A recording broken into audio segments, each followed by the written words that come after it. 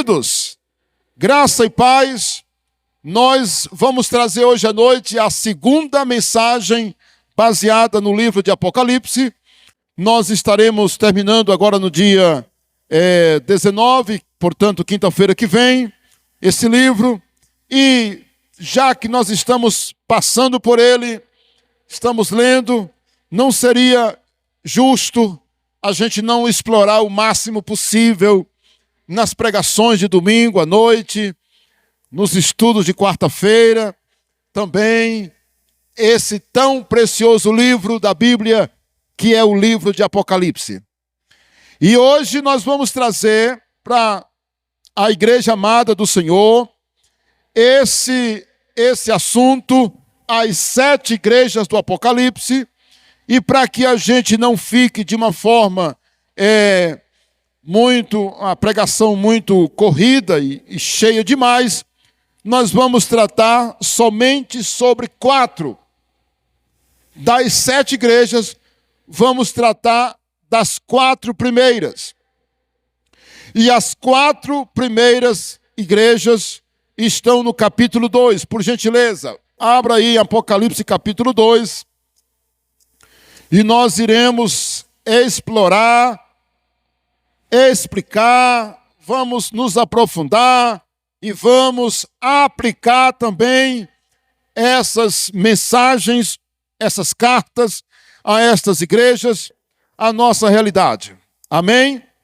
E olha, atenção para o que eu vou falar agora, por gentileza. Atenção, irmãos, isso aqui que eu vou dizer é importante. Existem algumas linhas de interpretação sobre essas 7 igrejas. Olha, atenção para você entender. Há teólogos que pensam, que ensinam, que acreditam que essas cartas, elas significam os 7 momentos da igreja de Cristo, desde a era de Cristo apostólica até os nossos dias. Vocês entenderam alguma coisa? Essas 7 igrejas representam momentos ou estágios da igreja de Cristo de lá até o fim. Eu não sou dessa linha de pensamento, né? E para não me alongar, eu quero dizer que no meu modo de pensar, de interpretar, atenção, essas 7 igrejas, elas simplesmente são o retrato da realidade da igreja de Cristo em todas as épocas. Inclusive no primeiro século, ou ainda na era apostólica. E estudar essas 7 igrejas, ou melhor, essas 7 cartas, é exatamente um dever nosso, porque elas se constituem um verdadeiro espelho. Vocês ouviram bem? Essas cartas as 7 igrejas do Apocalipse, elas se constituem um verdadeiro espelho espiritual para a igreja em todas as eras, ou em todos os séculos, até o dia de hoje, e será até o dia da volta de Cristo. É de grande importância analisarmos o conteúdo das 7 cartas, pois elas revelam a situação daquelas igrejas, ainda no primeiro século, ou seja, na era apostólica. Inclusive, quem escreveu o Apocalipse foi João, apóstolo de Jesus Cristo. Muito bem, nossa opinião é que a situação dessas 7 igrejas do Apocalipse seja um retrato de como estiveram, estarão e estarão, aliás, é um retrato de como estão, estiveram e estarão no futuro as igrejas nos dias da segunda vinda de Cristo. Ou seja, quando Cristo vier, a situação das igrejas vai estar de acordo com essas 7 cartas. Umas melhores do que as outras. Pense nisso. Nós vamos já ver em detalhes. Nós temos que fazer algumas perguntas antes de nós começarmos a ler as cartas, ok? Um momento. Por exemplo, como é que eu estou espiritualmente? Se faça essa pergunta, vamos. Aí, para você. Como é que você está espiritualmente? E eu quero aproveitar e dizer, irmão, você que vai nos assistir pelo canal. Olha, eu gravo essas mensagens, queridos, vocês que nos assistem aí pelo canal, para ser uma bênção para outras pessoas que estão, nesse momento, precisando ouvir uma mensagem como essa. E eu quero dizer para os meus amados, além de você ouvir, assistir, você deve compartilhar com outras pessoas, para que mais pessoas possam assistir, ouvir uma mensagem como essa. Porque mensagens como essa aqui, hoje é uma necessidade muito grande, porque você não vê por aí pregadores pregando mensagens para o despertamento espiritual da igreja para esses dias difíceis que estaremos vivendo, que já estamos vivendo e que viveremos daqui para frente. Então faça isso, meu irmão. Compartilhe, assista toda a mensagem e compartilhe em nome de Jesus. Ok? E se inscreva no canal e dê o seu like para que o YouTube entenda que você gostou e vai recomendar para outras pessoas certamente, né? Olha aí, temos que nos fazer essas 2 perguntas. Como eu estou espiritualmente? Número 2. Qual é a situação da minha igreja, ou da nossa igreja, melhor dizendo, nos dias de hoje? Irmãos, vamos ser sinceros. Qual é a situação dessa igreja, na sua opinião? A sua igreja. Nós agora terminamos de fazer a pergunta, como eu estou espiritualmente? Agora a segunda pergunta é, como está a Igreja Batista, povo de Deus? Isso é sério, né? Essa pergunta, como é que nós devemos respondê-la? Analisando que tipo de igreja nós somos.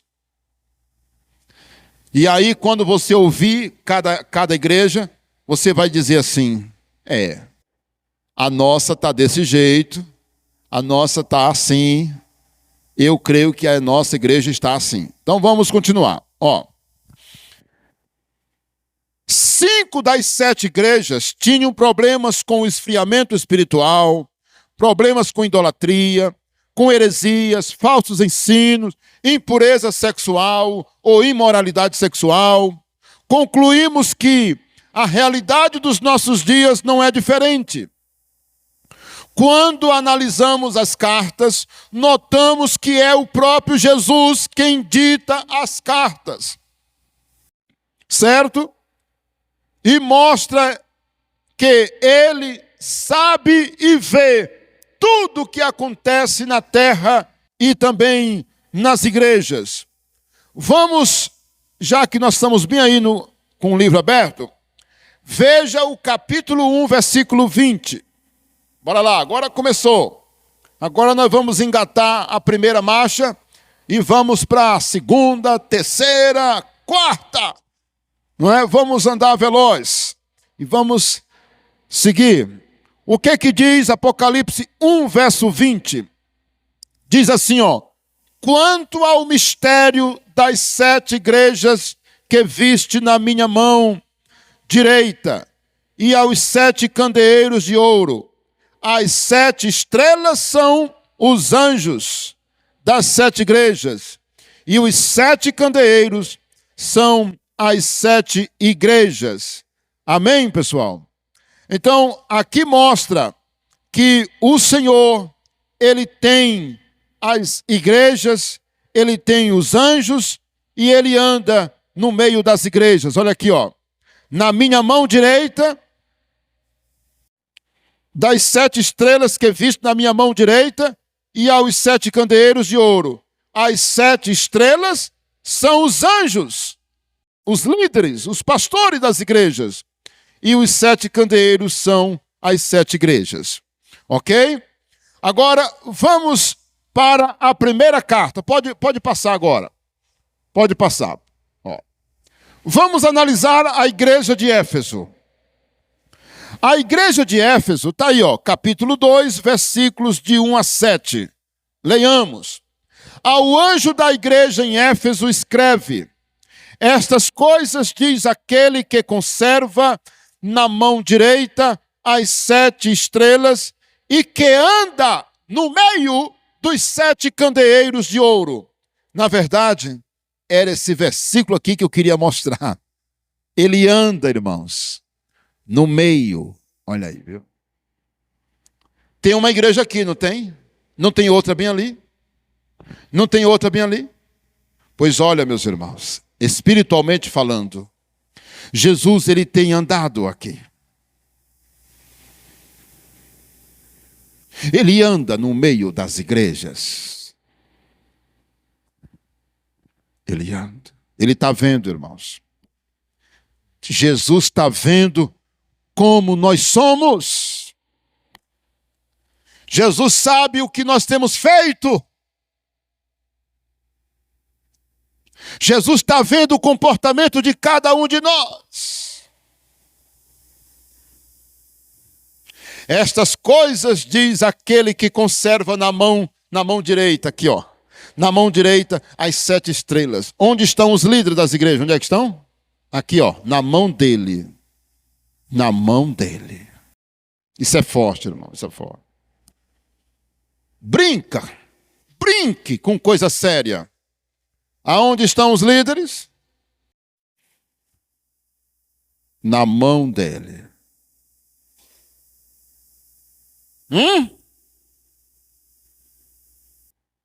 Você entendeu?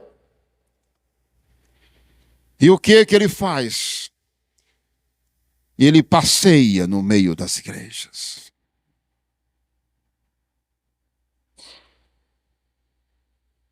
Dos 7 candeeiros de ouro, que são a igreja como luz, né, irmãos? Candeeiro. Todo mundo sabe que candeeiro é para iluminar. Agora, olha aí o versículo 2. Conheço as tuas obras, tanto o teu labor como a tua perseverança, e que não podes suportar homens maus, e que puseste à prova os que a si mesmos se declaram apóstolos e não são, e os achartes mentirosos, ou seja, pegaram eles na mentira. E tens perseverança, e suportaste provas por causa do meu nome, e não te deixaste esmorecer. Tenho, porém, contra ti que abandonaste o teu primeiro amor.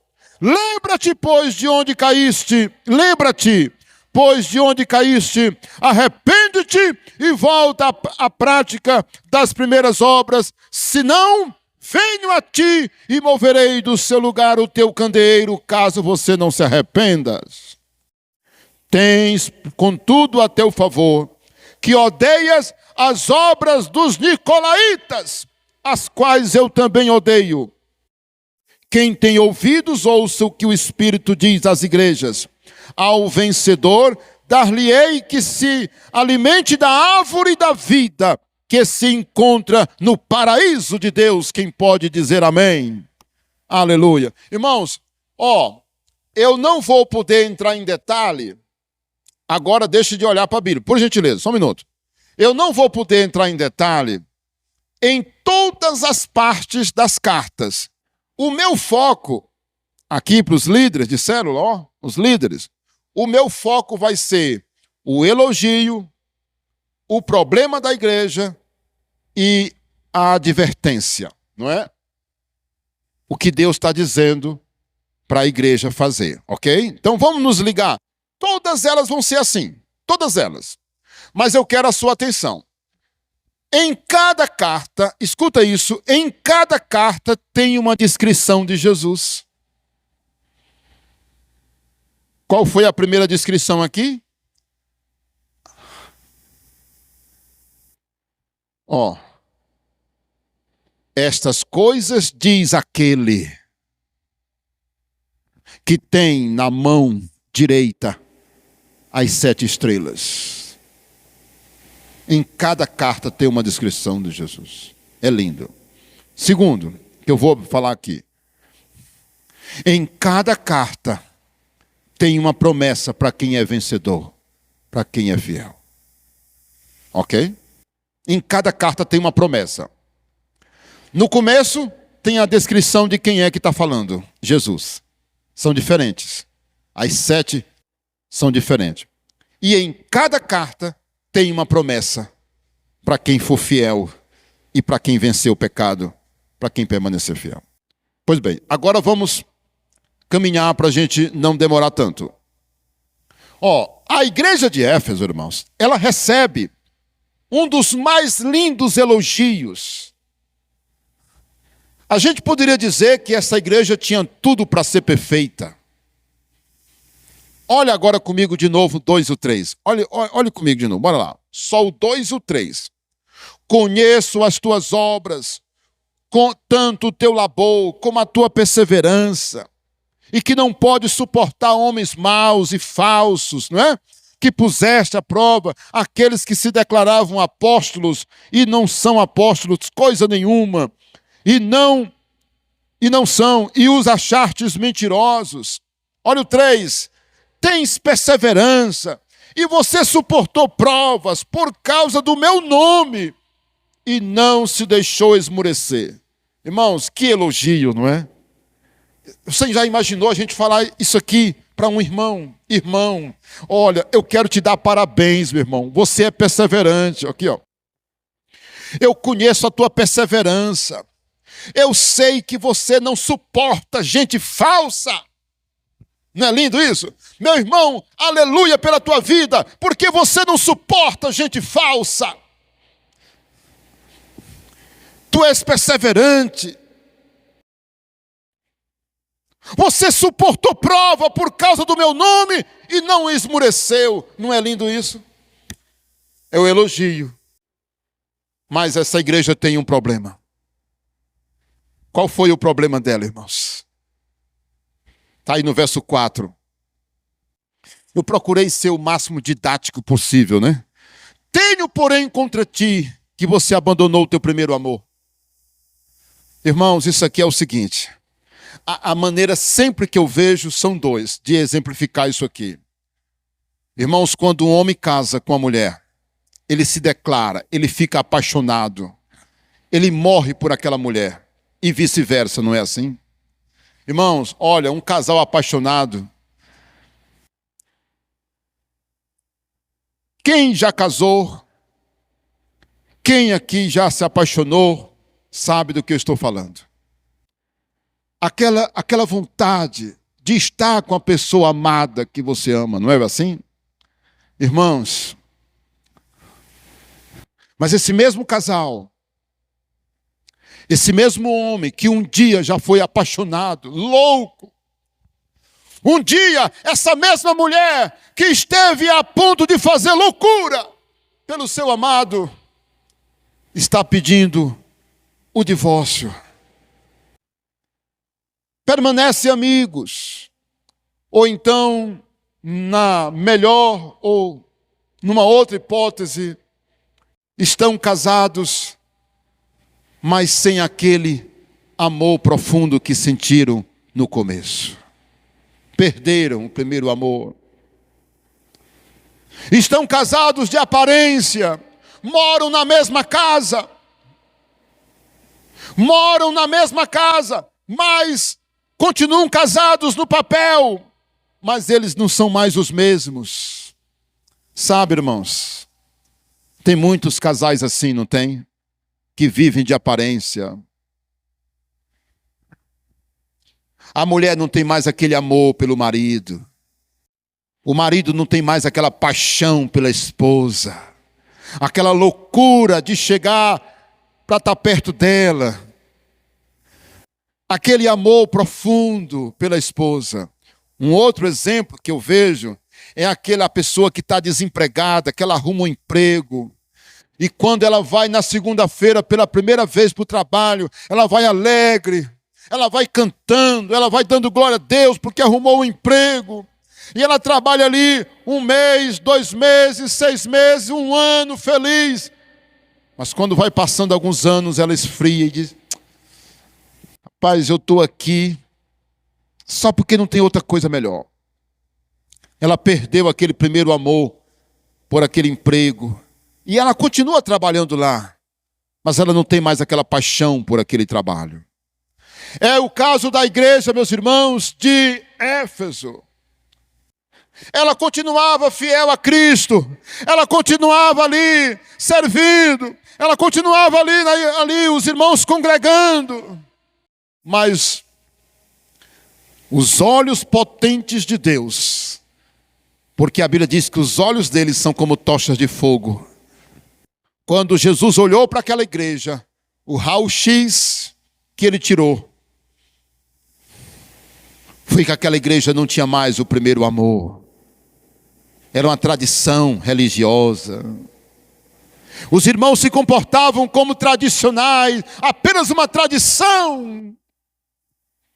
Eles perderam aquele brilho, eles perderam aquela empolgação, aquele zelo e aquele profundo amor. A igreja deixou de viver o seu primeiro amor, perdeu o entusiasmo, a devoção espiritual.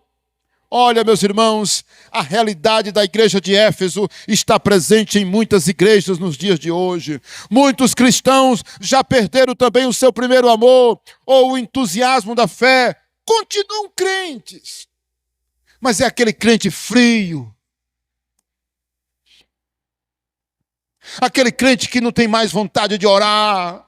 Aquele crente que não prega mais, aquele crente que não diz assim, aleluia, glória a Deus, porque eu sou um crente. Ele não agradece mais. Ele conhece a Bíblia, ele se declara cristão, ele se diz fiel a Cristo, mas ele não tem mais aquela empolgação. São apenas religiosos. Frequentar a igreja, permanecer fiel à doutrina e zelar por ela, trabalhar na obra de Deus, fazer uma obra social em benefício de pessoas carentes, conhecer a Bíblia, ler a Bíblia e até sofrer alguma coisa por causa de Cristo, não é suficiente, meu amigo. Porque alguém pode dizer assim, pastor, eu tenho sofrido por causa de Jesus. Pastor, olha, eu faço obra social. Pastor Isaías, eu dou comida para os pobres.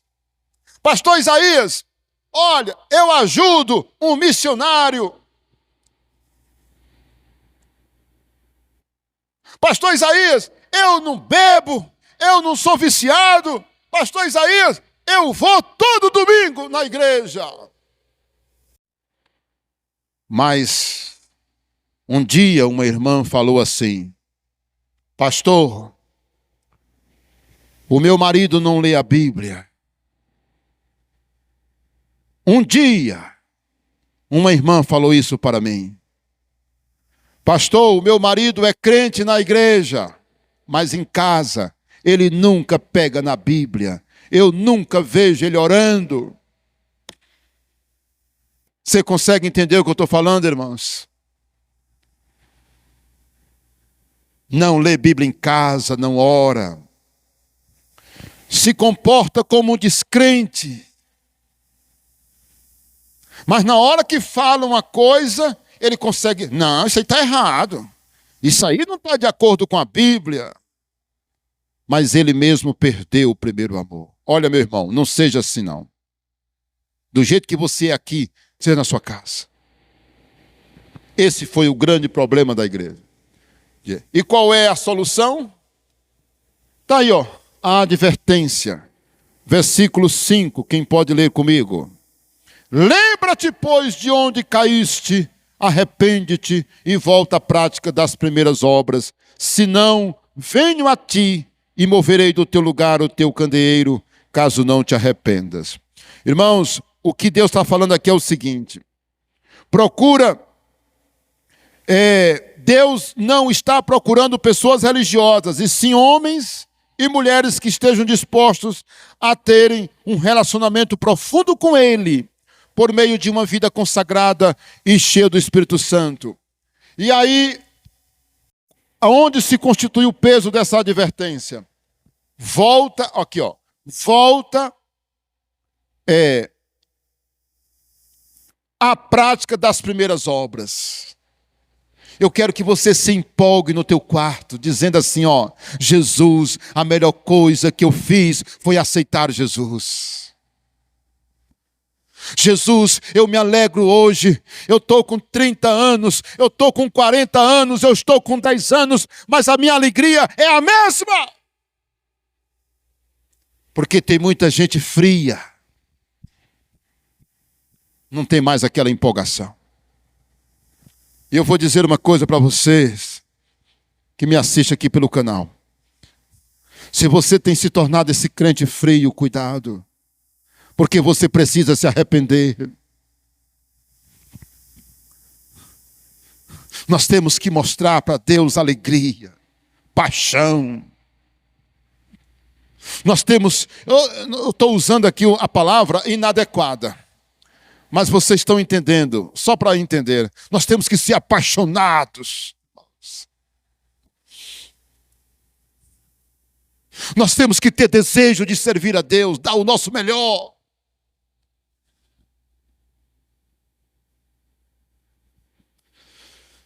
Temos que sair daqui, não é? Então vamos para a segunda.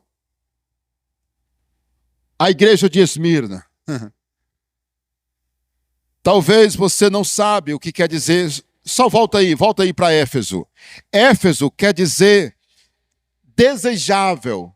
Volta aí. Pode voltar. Ó, a palavra Éfeso quer dizer desejável. O nome, anote aí na sua Bíblia, para você não esquecer. Desejável. Olha como é bonito o nome, Éfeso. Quer dizer isso, desejável. Volta aí para Esmirna agora, pode botar. Esmirna quer dizer mirra, tá bom, pessoal? Mirra. Ó, qual é essa carta aí? É bem curtinha. O que diz aí no capítulo 2, versículo 8? Ao anjo da igreja em Esmirna, escreve: estas coisas diz o primeiro e o último, que esteve morto e tornou a viver. Quem é esse, irmãos? Quem é ele? Jesus, aleluia. Versículo 9. Conheço a tua tribulação, a tua pobreza, mas tu és rico. E a blasfêmia dos que a si mesmos se declaram judeus e não são, sendo antes sinagoga de Satanás. Meu Deus. Não temas as coisas que tens de sofrer. Eis que o diabo está para lançar na prisão alguns de vós para seres postos à prova. E tereis tribulação de 10 dias. Ser fiel até a morte. E o quê? Dar-te-ei a coroa da vida. Quem tem ouvidos, ouça o que o Espírito diz. A quem? Às igrejas. O vencedor de modo nenhum sofrerá dano da segunda morte. É tremendo esse texto, né? Irmãos, olha aí, a igreja de Esmirna. A igreja de Esmirna, vocês perceberam que ela é uma igreja que ela não recebe reprovação. Vocês perceberam? Muita gente pensa que é só a igreja de Filadélfia que não recebe repreensão. Olha aí, atenção. A igreja de Esmirna não recebe repreensão.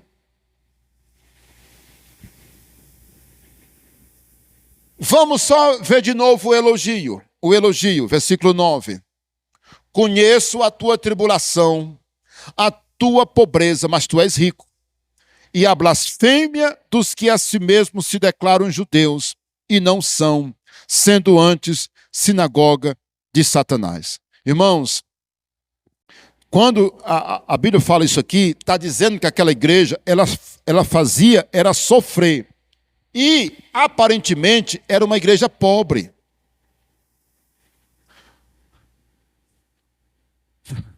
Eu não sei se a nossa,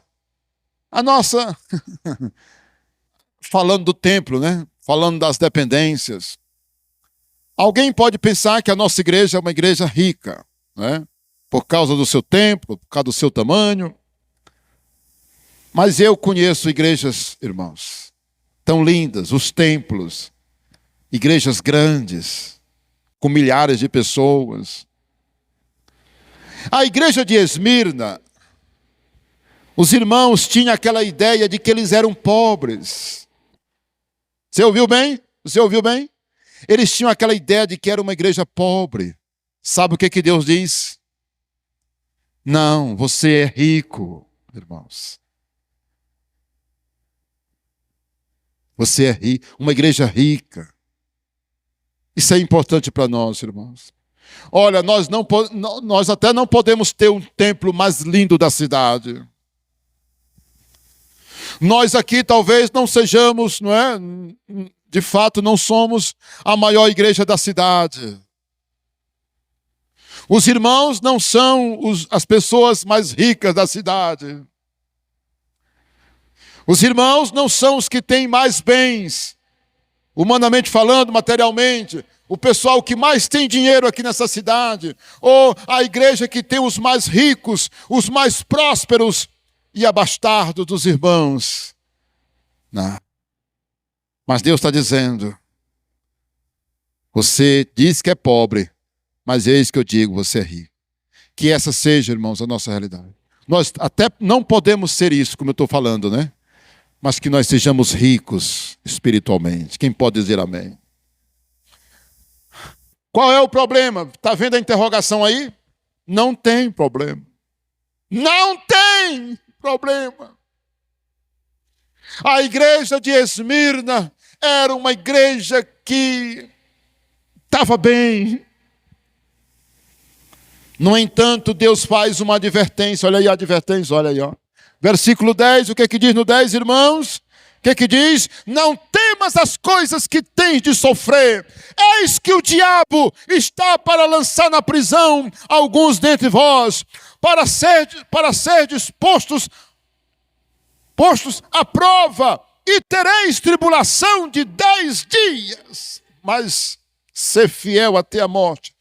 Irmãos, hoje eu sei, essa tribulação aqui, irmãos, segundo o texto, mostra uma realidade. Olha, é claro, não temas as coisas que tu vais sofrer. O diabo vai pegar alguns de vocês e vai colocar na prisão. Mas vocês não têm que ter medo. Ser fiel até a morte. Irmãos, que palavra para cada um de nós, quem pode dizer amém? Olha, vocês perceberam aí, quando ele fala lá no versículo 9, o elogio, ele fala dos judeus, não é? Você viu aqui, ó? Aí, ó. A tua pobreza, mas tu és rico, e a blasfêmia dos que a si mesmos se declaram judeus e não são, mas é sinagoga de Satanás. Isso aqui é forte, não é? Sabe o que os judeus ensinavam, irmãos? Os judeus ensinavam que eles ensinavam duas heresias. Atenção, atenção. Eles ensinavam que Jesus não era o Messias, o Salvador do mundo. E eles também diziam que para serem salvos, os cristãos tinham que obedecer à lei de Moisés, tais como guardar o sábado, as festas, os dias, as restrições alimentares. Com isso, a igreja era perturbada. Entendeu agora? Entendeu agora? Porque que o próprio Jesus diz que aquela sinagoga de judeus, Jesus disse que não era a sinagoga de Deus. Vocês entendem agora? O próprio Jesus diz, essa sinagoga que está perturbando vocês aí, é sinagoga de Satanás. Porque a heresia, meus irmãos, a heresia ela tem um poder destruidor. A heresia, ela deixa uma pessoa fria, a pessoa se desvia quando houve uma heresia. E os judeus estavam, vocês têm que guardar o sábado, vocês têm que guardar a lei de Moisés, vocês têm que fazer isso. Ou então alguns diziam, Jesus não é o Messias, Jesus não é o Salvador. E isso perturbava muita gente lá naquela cidade. Lembrando que Esmirna é o nome da cidade. É o nome da cidade, ok? Tá bom, pessoal? Vamos lá. Vamos lá. Eu acho que eu estou indo bem rápido, não é hoje? Graças a Deus. Que milagre é esse? De Esmirna é mirra. Mirra. Tá bom? E mirra é uma coisa o quê? Preciosa, né? Cheirosa, né? Muito bem. Bora lá. Vamos passar. Eu disse que em cada carta tem uma promessa para o vencedor. Está aí, ó, no versículo 11. Né? O versículo 11. Quem tem ouvidos, ouça o que o Espírito diz às igrejas. O vencedor de nenhum modo sofrerá dano à segunda morte. Lá na minha célula, na quinta-feira, a discussão maior foi sobre primeira ressurreição, segunda ressurreição e a segunda morte. E foi muito legal porque a gente conversou mais sobre esse assunto. Então, a segunda morte vai acontecer para quem tiver parte na segunda ressurreição. Porque os salvos, atenção, atenção, os salvos terão parte na primeira ressurreição. Os que morreram em Cristo. Legal demais, né? E se você não sabe onde está escrito, 1 Tessalonicenses, capítulo 4, versículo 16 e 17. E Apocalipse, capítulo 20, do versículo 4 ao 6. Está gravado. Pode voltar a fita e ver lá se você não lembrar. Tá? Bora lá, igreja de Pérgamo. Olha aí, a palavra Pérgamo quer dizer exaltação. Diga comigo, exaltação. Nome bonito, né? Pérgamo. Pérgamo. Pérgamo, né? Exaltação. Olha aí, capítulo 2, versículo 12. O que é que diz aí no 12? Ao anjo da igreja em Pérgamo, escreve. Estas coisas diz aquele que tem o que, irmãos? O que? O que é que ele tem? O que é que ele tem? Hein? Vocês não estão me acompanhando, não? Ei, abra sua Bíblia, abra, por gentileza, abra. O que é que ele tem? A espada afiada de 2 gumes. Conheço o lugar em que habitas, onde está o trono de Satanás, e que conserva o teu nome, e que conservas o meu nome, e não negaste a minha fé. Anda ainda nos dias de Antipas, minha testemunha, meu fiel, o qual foi morto entre vós, onde Satanás habita. Ei, bora dar uma paradinha bem aqui, que é para eu não ter que ler e depois voltar. Eu li apenas 2 versículos. Agora me acompanha aqui, por gentileza, aqui ó. Irmãos, qual é o elogio da igreja? Ei, você percebeu o elogio? Versículo 13. Conheço o lugar onde você mora. Pérgamo. Estamos falando da cidade. Pérgamo. Como é o nome da nossa cidade? Aqui? Parnaíba. Como é o nome daquela cidade que tem para ali? Luiz Correia. Como é o nome daquela outra cidade que tem para lá? Buriti, não é? Buriti dos Lopes. Então, Pérgamo é a cidade. O que habitava naquela cidade? O que tinha lá naquela cidade? O trono de Satanás. E que conservas o meu nome e não negaste a minha fé. ainda no dia da minha testemunha fiel, Antipas, não é? O qual morreu entre vós, onde Satanás habita. Misericórdia. Aí agora eu quero explicar para vocês por que é lá que Satanás habita. Olha aí, ó.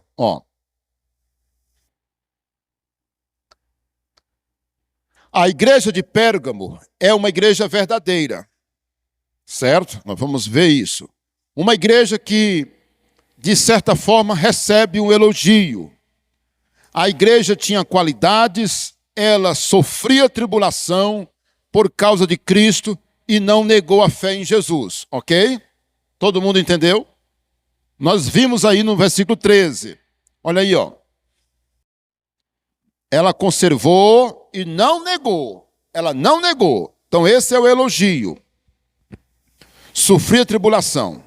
E a cidade, irmãos, era um lugar muito difícil para os irmãos. Por que era um lugar muito difícil? Porque Pérgamo, atenção, Pérgamo era um centro de idolatria. Lá estava o trono de Satanás. A Bíblia deixa claro que Satanás habitava ali. Olha lá, agora vamos entender. Em Pérgamo existia um altar ao imperador. E o povo de Pérgamo era obrigado a adorar a imagem do imperador. E existia também, naquele lugar, um altar gigante de 60 metros de altura. Sabe a quem?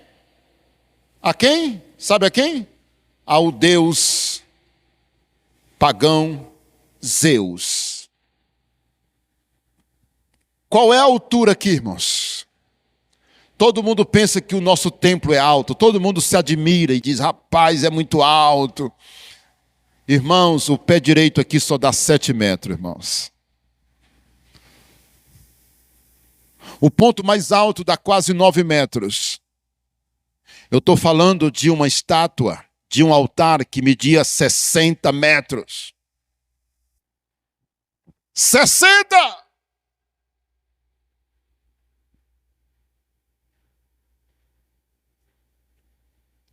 Essa igreja toda aqui, ela dá 40 metros, irmãos. 40 metros. Assim, de comprimento. Você já imaginou uma coisa de 60 metros? Ao Deus. E tinha outro altar, que essa eu não tenho a informação, não peguei, não tenho, do tamanho. Mas tinha um outro altar a um deus chamado Asclépio, que é o deus da medicina para os pagãos. Vocês ouviram bem? Ouviram bem? Tinha idolatria demais, irmãos. Aquelas estátuas, a estátua do imperador, o altar gigante ao deus Zeus. E as pessoas, quando se colocavam diante daquela imagem, elas adoravam, irmãos. E é por isso que lá é tido como o trono de Satanás. Era o trono do imperador, uma referência ao trono do imperador. Agora nós vamos, olha aí, ó. Eita, Jesus amado. Meu Deus! Olha aí o problema da igreja. Versículo 14. Tenho todavia contra ti algumas coisas, pois tu tens aí os que sustentam a doutrina de Balaão, o qual ensinava a Balaque a armar cilada contra os filhos de Israel para comerem coisas sacrificadas aos ídolos e praticarem a prostituição. Outro sim, também tu tens os que da mesma forma sustentam a doutrina dos nicolaítas. Eu li o 14 e o 15. Qual era o problema da igreja, irmãos? Qual era? Eles tinham lá, irmãos, algumas pessoas que eles ensinavam aquela mesma ideia daquele profeta falso, o profeta Balaão, lá do Velho Testamento, que ele descobriu que contra Israel não cabia encantamento. E você sabe o que foi que Balaão ensinou para o rei Balaque? Armar cilada contra os filhos de Deus. E existia naquela igreja de Pérgamo um grupo de pessoas que contaminava aquela igreja, meus irmãos, porque aquela igreja, ela tolerava no meio dela essas pessoas que ensinavam coisas erradas. E para eu ser mais claro e mais direto, ensinava os irmãos a pecarem. Irmãos, isso aqui é uma coisa muito profunda que eu estou falando. Por isso que eu disse, meu Deus, a gente toca num assunto desse, aí você vê a gravidade, viu? Você vê a importância. Eu estou brincando, eu estou mexendo com coisa séria aqui. Está entendendo? Eu estou falando de coisa profunda aqui. Irmãos, naquela igreja de Pérgamo, existia esse grupo de gente que dizia assim, rapaz, tu pode fazer o que tu quiser, rapaz. Irmãos, quando o pecado está fora da igreja, a igreja é forte, irmãos. Mas quando o pecado está aqui dentro, irmãos, eu acho que eu disse da forma errada. Olha, o pecado é a coisa que enfraquece a igreja. Qual é a autoridade que um pastor tem se ele está em pecado? Me diga. Qual é a autoridade que um crente tem se ele está em pecado? Nenhuma, não é? Nenhuma, não é? Agora, se nós estamos em santidade, obedecendo a Cristo, e vem perseguição, vem coisa do mal, será que vai nos deter? Será que vai nos destruir? Agora, quando o pecado está aqui dentro, essa igreja é fraca. E a igreja de Pérgamo, ela tolerava gente no meio dela. Olha, eu vou dizer uma coisa, irmãos.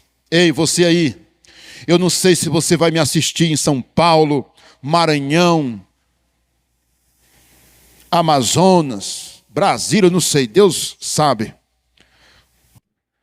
Você tem sido tolerante com o pecado dentro da sua igreja?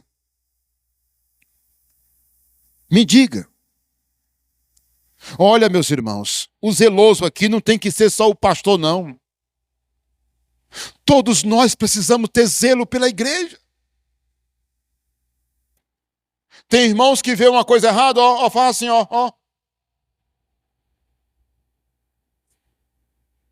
Ah, pastor, eu não tenho coragem de falar, não, pastor. Não, pastor, isso é com o senhor, pastor. Isso é com o senhor, Deus tá vendo? Tenho medo. Irmãos, está muito errado, irmãos. Nós temos que ter zelo, irmãos. E Deus está dizendo, tenho todavia contra ti que algumas coisas, pois tens aí os que sustentam a doutrina de Balaão. A história de Balaão, meus irmãos, está em Números capítulo 25. Números capítulo 25, se você quiser anotar aí. Balaão, ele armou ciladas contra o povo de Deus. Sabe qual era a cilada que ele armou? Traga as mulheres para seduzir os homens de Israel. Meus irmãos, quando os homens de Israel viram aquelas moças, eles ficaram loucos pelas moças e se envolveram com elas. Porque essa foi a estratégia de Balaão. Contra o povo de Deus ninguém pode vencer. Mas a gente pode fazer eles pecarem. Olha, meu Deus do céu. O diabo, ele age assim, Ele diz assim, com esse irmão aí eu não posso. Agora lá se vem o diabo. Ele manda o mensageiro dele seduzir. para despertar o desejo do pecado. E a pessoa vai. Morre, que morre bonito, nas garras de Satanás. Você está vendo? Era isso que ensinava os nicolaítas. E Deus está dizendo, irmãos, que aquela igreja, ela tolerava isso no meio dela. E aí nós temos o quê? A advertência. Lamentamos que a gente poderia desenvolver mais esse assunto, né? Olha o 16. Portanto, arrepende-te, senão venho a ti sem demora e contra eles pelejarei com a espada da minha boca. Espada fala de guerra, de juízo. E Jesus está dizendo, se você não tomar providência, se você não agir, igreja, se você não tomar providência contra essas pessoas, eu mesmo vou agir. E eu vou agir com a espada que sai da minha boca. E nós já sabemos que a espada que sai da boca dele é afiada e tem 2 gumes. Ei, a igreja pode entrar debaixo da disciplina de Deus também. Não é só crente, não. Não é só crente, não. Igreja também sofre, se não andar direito. Agora me lembrei dos pastores. Meu colega pastor. Que Deus tenha misericórdia de nós. Porque se nós pastores não andarmos direito, a disciplina de Deus vai pegar. E se a igreja que nós pastoreamos não andar direito, Deus também pega ela do mesmo jeito. Você já sabe que você tem que andar direito, porque senão, bora correr, bora terminar. Será que o tempo já acabou, irmãos? Meu Deus, misericórdia, né? Tá, acabou. Pois vamos logo para a última, que só são 4, bora encerrar. Bora lá, me ajudem aí. Olha aí, a última. A última é a igreja de Tiatira. Tiatira quer dizer aroma suave. Olha aí, meus irmãos, o nome quer dizer aroma suave. Anota aí para não esquecer. Aroma suave. É o texto mais longo, não é? Você está vendo aí, ó. Vai do 18 ao 29. Meu Deus, são 12, né? São 12 versículos. Olha aí, nós vamos agora ler o elogio, capítulo 2, verso 19. Bora ler o 18 e 19. O que diz? O que diz? Ao anjo da igreja em Tiatira escreve, estas coisas diz o Filho de Deus, que tem os olhos como chama de fogo e os pés reluzentes como bronze polido, ou semelhante ao bronze polido. Conheço as tuas obras, o teu amor, a tua fé e o teu serviço, a tua perseverança e as tuas últimas obras, mais numerosas do que as primeiras.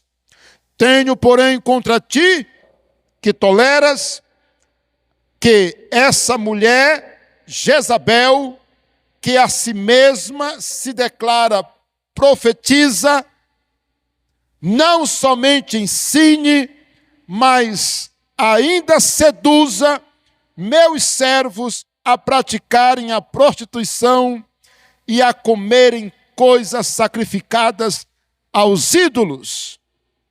Dei-lhe tempo para que se arrependesse. Ela, todavia, não quer arrepender-se de sua prostituição. Eis que a prostro de cama, bem como em grande tribulação, os que com ela adulteram, caso não se arrependam das obras que ela incita. Matarei os seus filhos, e todas as igrejas conhecerão que eu sou aquele que sonda mentes e corações, e vos darei a cada um segundo o quê? As suas obras. Vamos dar uma paradinha aqui.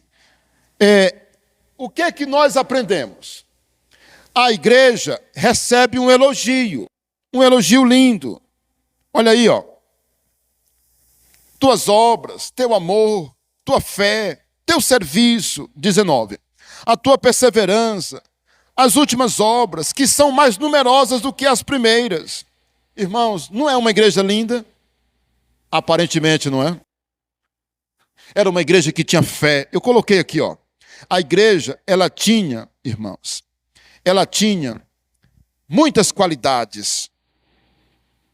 São 6. Boas obras, amor forte, fé firme, bons serviços, paciência, progresso na fé. Agora, a igreja, ela tinha um problema grave.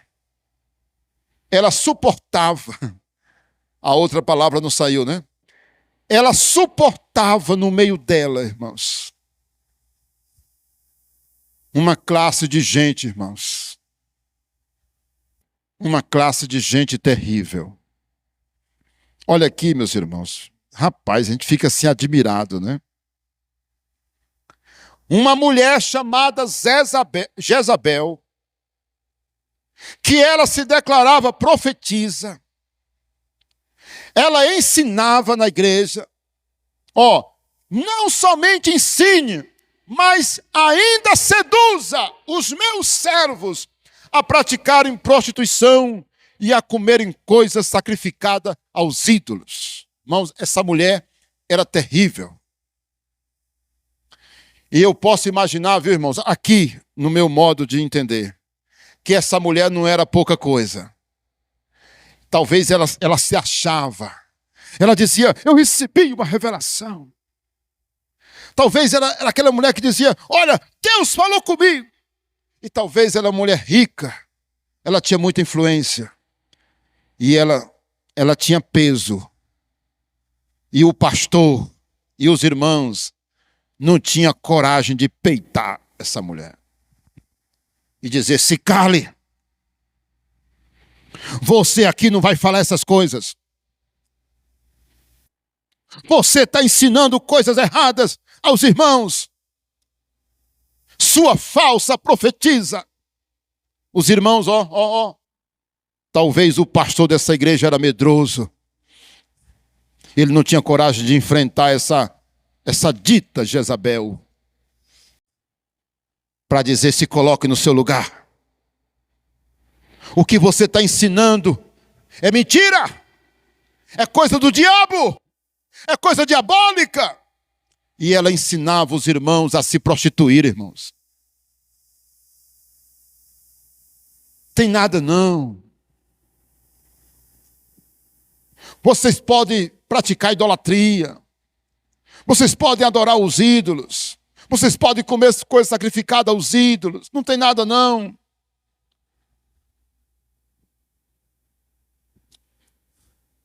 Irmãos, e ninguém fazia nada, irmãos. E aí é nesse momento que Deus faz, olha aí, olha aí a advertência de Deus. Estou terminando, irmão, agora é terminando mesmo. Versículo 23 diz assim, matarei. O 22. Eis que eu coloco ela de cama, ou seja, vai adoecer. Bem como em grande tribulação os filhos, os que com ela adulteram. Os filhos é mais na frente. Aqui é os que com ela adulteram. Caso não se arrependam das obras que ela incita. Matarei os seus filhos. E todas as igrejas vão conhecer que eu sondo as mentes e os corações. 24. Digo, todavia, a vós outros, os demais de Tiatira, a tantos quantos não têm essa doutrina e que não conheceram, como eles dizem, as coisas profundas de Satanás, outra carga não jogarei sobre vós. Tão somente conservai o que tendes até que eu venha. E aí está o vencedor, né? No versículo 26. Aí eu quero dizer para os irmãos, eu escrevi aqui algumas coisas, e eu estou olhando aqui para o relógio, olha aqui, A igreja tinha um grave problema. Permitia que uma mulher chamada Jezabel, né, falsa profetisa, permanecesse dentro da igreja. Ela ensinava e seduzia os irmãos da igreja a se prostituírem e a comerem coisas sacrificadas aos ídolos. O problema estava dentro da própria igreja. Muitas vezes essa é a estratégia do diabo. Ele se infiltra dentro da igreja. Paulo faz uma advertência nesse sentido em Atos capítulo 20, versículo 28 a 30. E aí, meus irmãos, nós entendemos que quando nós não temos esse cuidado, o pecado entra dentro da própria igreja. Nós encontramos nessa carta uma lição grande da disciplina de Deus. Você viu o que Deus ia fazer com ela? Colocar ela de cama. Colocar os seguidores dela em grande tribulação. E lá na frente ele diz: matarei os seus filhos, caso não se arrependam. É um exemplo de disciplina. Aí eu coloquei aqui algumas coisas, não é, sobre a gente ter o temor pela a disciplina do Senhor. Nós temos exemplo de Ananias e Safira. Nós temos o caso daquele rapaz de 1 Coríntios capítulo 5, não é, que Paulo orientou a igreja que fosse expulso da igreja por causa do seu pecado. Nós temos o caso de Himeneu e Alexandre, lá em 1 Timóteo capítulo 1, e por aí vai. E nós temos o caso de Hebreus capítulo 12, versículos de 6 a 9, quando o escritor aos Hebreus, ele fala que Deus disciplina a quem Ele ama. Então, muito cuidado, tá, pessoal? E aí nós encontramos a recomendação, não é? A linda recomendação de Deus. A linda recomendação de Deus. Diz aqui, ó: não darei outra carga para vocês, tão somente conservai o que tendes até que eu venha. Quem pode dizer amém? Queridos, a nossa missão é conservar o que nós temos. Amém? Que esse seja o seu profundo desejo como cristão. Crescer e sempre manter o que Deus te deu. E aí, olha a conclusão. A conclusão não tem versículo, mas é para a gente pensar. Caso Jesus enviasse uma carta para nós, caso ele enviasse uma carta para essa igreja, ou para a sua igreja, você que me assiste aí pelo canal, se inscreva, viu, meu irmão, no canal, compartilhe. Ó, como você acha que essa carta seria? O que seria dito? Hoje a gente viu 4 cartas. 4. Domingo que vem, nós vamos analisar as outras 3. Qual seria o elogio para a nossa igreja? Hein? Eu imagino. Eu não vou falar por uma questão que eu sou suspeita. Eu sou o pastor da igreja. Eu tenho mais ou menos comigo uma ideia de como seria o elogio de Deus para a Igreja Batista Povo de Deus. Eu também acredito o que nós estamos em falha.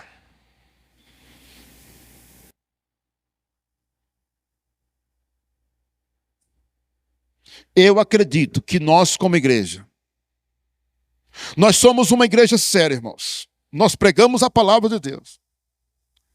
Mas eu creio, e eu sei que toda igreja tem isso. Aqueles que estão frios, que perderam o seu primeiro amor, que não estão fazendo nada para Jesus. Vir à igreja é quando dá certo. Isso é perigoso. Isso é perigoso. Irmãos, tem muito crente que só vem para a igreja quando dá certo. Ele não faz esforço nenhum. Tem muito crente que não está lendo a Bíblia como devia, que não está orando, que não está ganhando alma, não convida ninguém. Não se preocupa se a igreja está crescendo, se a igreja não está. Tanto faz a igreja estar aberta como fechada, para ele tudo bem. Olha, Jesus vai pedir contas. Jesus vai pedir contas. Tem gente que não está levando a sério a criação dos filhos. Não está levando a sério a criação dos filhos na palavra de Deus. Não é fiel dizimista, não é ofertante. A igreja pode perder a luz, pode cortar a luz da igreja. Pode, não é dizimista. Olha, Deus vai pedir contas.